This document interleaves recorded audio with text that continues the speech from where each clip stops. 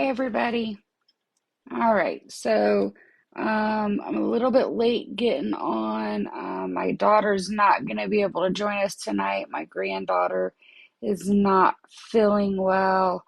We're a little bit late. The weather here has been a little bit nasty tonight. So the power was going off and everything else, but I didn't want to let it completely stop me, so it's just a little bit late. We're gonna do our best. And I'm sitting at a different view so you can see all of my work stuff behind me with the shirts and the machines and stuff. I'm sorry for that distraction. Um, anyway, tonight is gonna be chapter one, and I think I have figured out how to download it and record to save it to those that it was shared to for a later viewing. Think I figured that out. Still learning all this stuff, so just bear with me here as I'm trying to figure it all out. But anyway, so tonight is going to be the first chapter um, in the Tony Evans, Crystal Evans Hurst Kingdom Woman, chapter one. Getting started on that. Again, I know it's a little bit late. My granddaughter is sick, so my daughter can't join us, and then weather decided it was going to make it to where I couldn't get on earlier, so we're a little bit late getting on, but we're not going to allow Satan to stop us tonight. So with that, we're going to get started. Woman of Value is where it starts. And that actually is going to start on page 17 if you've got the book. I'm not sure where it starts, if it is the Kindle version, because I don't have that one. So I'm going to go ahead and open us with a word of prayer, and then we'll go ahead and get started. Father, I just pray that you'll be with this time that we're going to be together, opening your word and digging a little bit deeper on how to be a kingdom woman. And tonight, as we're looking at a woman of value.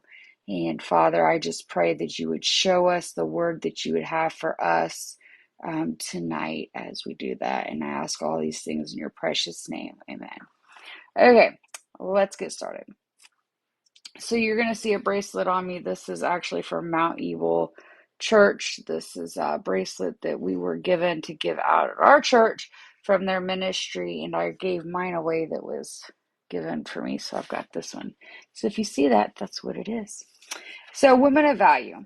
And again, this is going to be the first chapter of the Kingdom Woman. So when you're talking about a kingdom woman, it appears to me that this whole book is going to be based on the Proverbs 31 woman. I have done several different studies on the Proverbs 31 woman. Some of them have been great, others have been okay. A lot of them seem to kind of go in the same direction as the rest of them. Nothing too different. So we'll find out as we go along through this one. Um, I like the way that this one opens up. It tells you a kingdom woman begins her day. Heaven, earth, and hell take notice. So when we start our day, everybody knows it, right? When she nurtures and advises the man she loves, he can do little to resist her, right? When she offers care, comfort, and encouragement to her friends and relatives, they are able to go farther, faster, and in confidence because of her inspiration and reassurance. A kingdom woman is the gatekeeper of her home. She keeps out negative, she keeps out the negative and promotes the positive. That's something that I never really thought about until I did this study.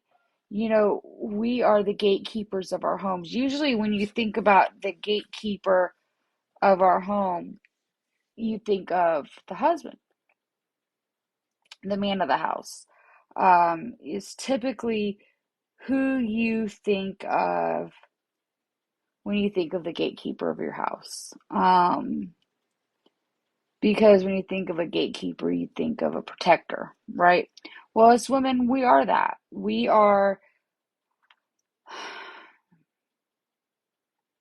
We're in sense the gatekeeper as well. Yes, our men are a lot of the times the muscle. Um, they're the ones that will fight off danger, so to speak.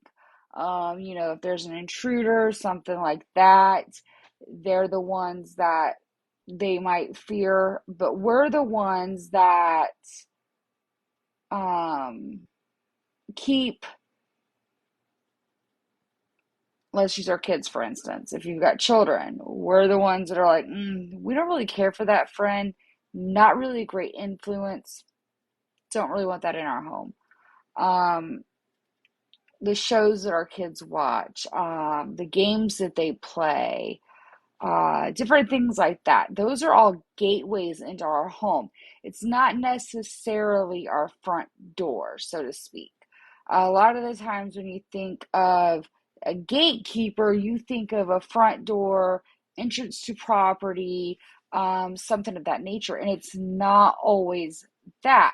A gateway, gatekeeper can be your television, it can be a gaming system, it can be a phone, it can be a computer, it can be anything that gains access to your home or your children or your husband or yourself.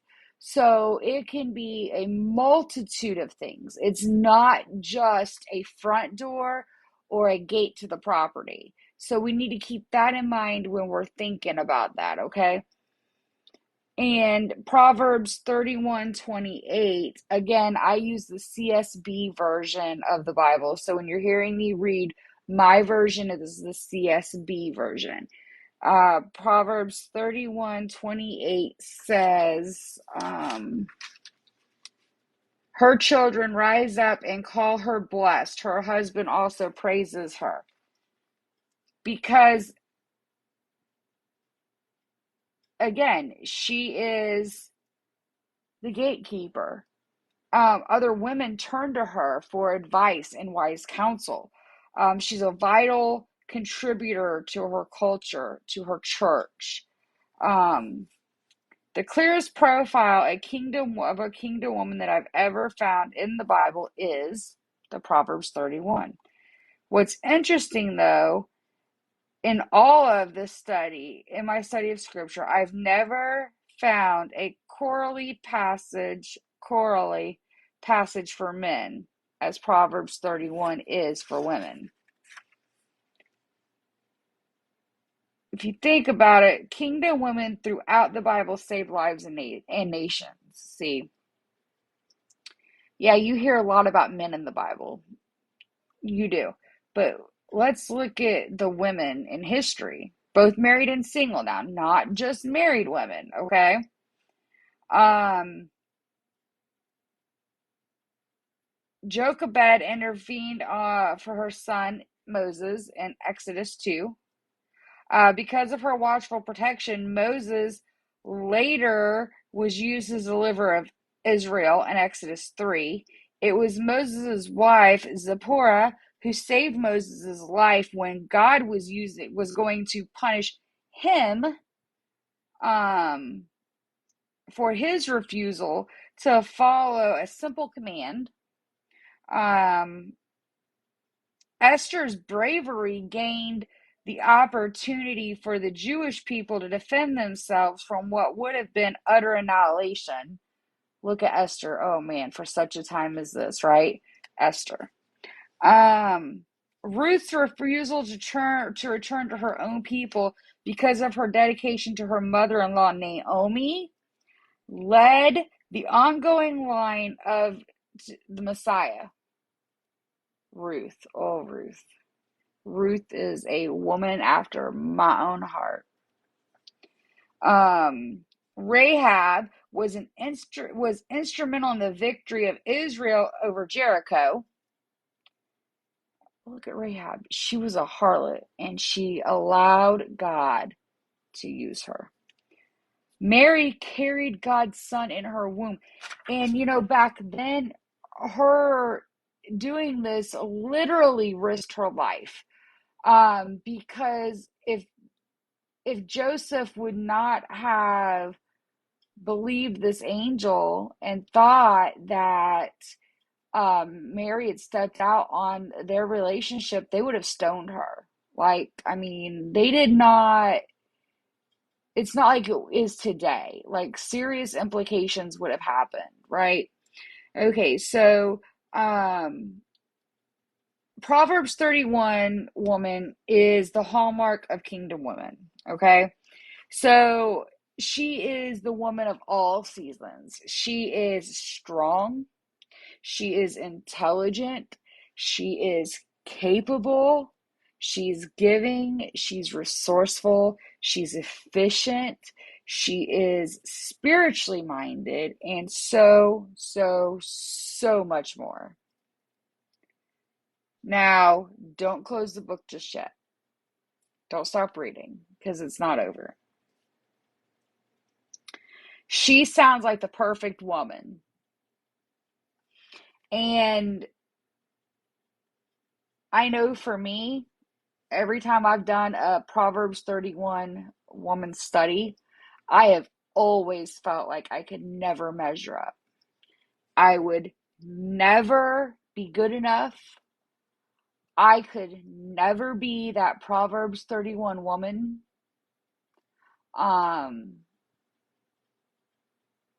Because quite honestly, just reading Proverbs 31 gives me anxiety. I'm going to be honest. Before doing the right studies, reading Proverbs 31 gave me anxiety because I knew I could never, ever measure up. I felt like I would never be good enough. The bar was set way too high, and that I would never be this perfect person. And guess what? I'm not going to be, and neither are you. And that is okay because we're not supposed to be. God, we're not perfect, guys, and we never will be because there was one that was perfect. There was one that was sinless, and we're not him, ladies, and we never will be.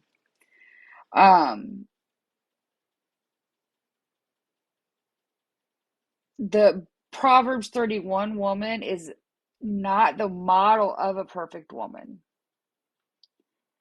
That hit hard for me. She's not the model of a perfect woman, and neither is the kingdom woman called to perfection. We need to remember that. The woman is not called to perfection because it does not exist.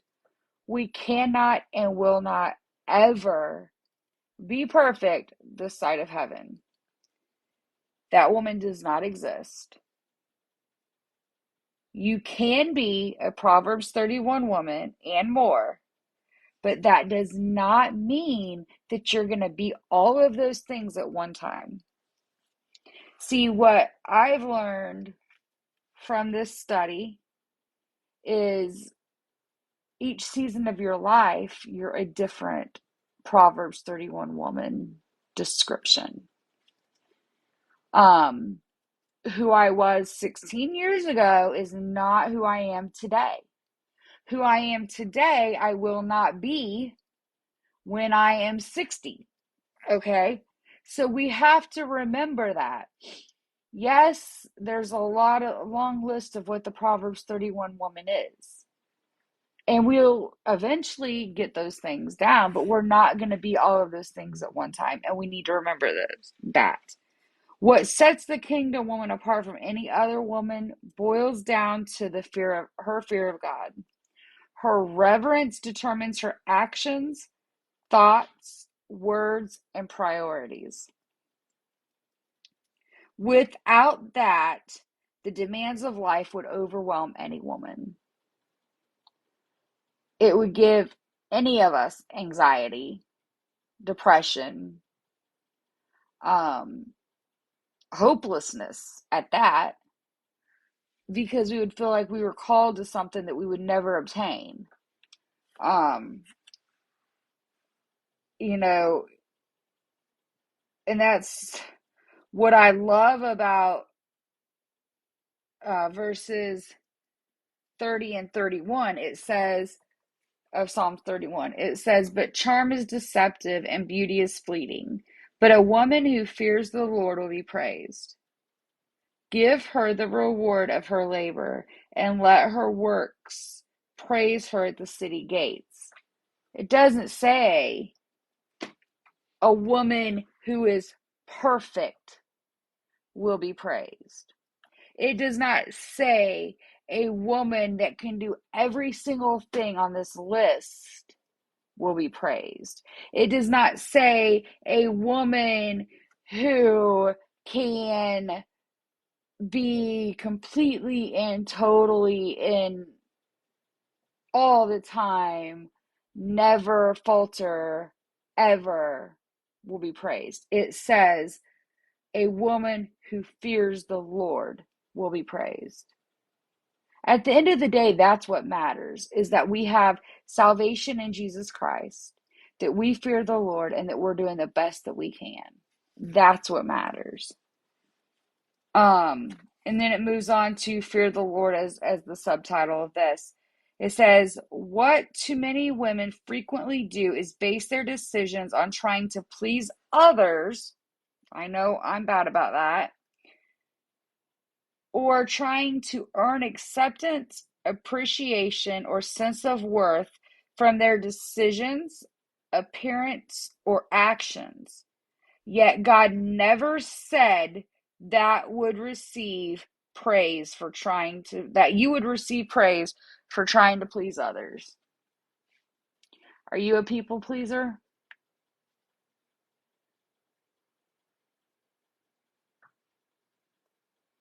I am. I'm a people pleaser. I worry about who I'm going to upset. I worry about, making sure everybody's got what they want, their desires, keeping everybody happy. I don't like when people are mad at me. I don't like upsetting people. I don't like fighting. I don't like all of these things. I am a people pleaser. But it says here, God don't care about that. The primary influence of a kingdom woman's life is God. His voice should be the loudest. He is the one she seeks to please.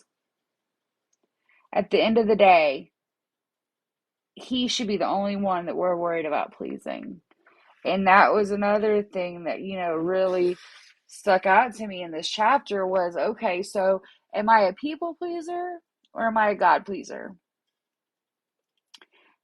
Am I more worried about pleasing everybody around me and keeping everybody around me happy, or am I more worried about pleasing God? And the reality of that question and the reality of that answer was not one I was comfortable with. Because the reality is, for many, many, many years now, I've been too worried and too focused on keeping everybody else happy and trying to do that stuff for everybody else. And then when I get the time, I fit in what I need to do. I don't know if anybody else has that issue. It means to place what God says and what God requires as the highest priority in your life. Fearing God does not mean that you are scared of him. That's also a big misconception. A lot of people think when they hear, or think, believe, whatever you want to say, when they hear that you fear the Lord, that you're scared, that you're like a child who is afraid of something, or that you, like being scared of the dark, or they use, like some type of analogy to that point. That is not what it means. It is that you respect him. It goes on here to say that fear is better understood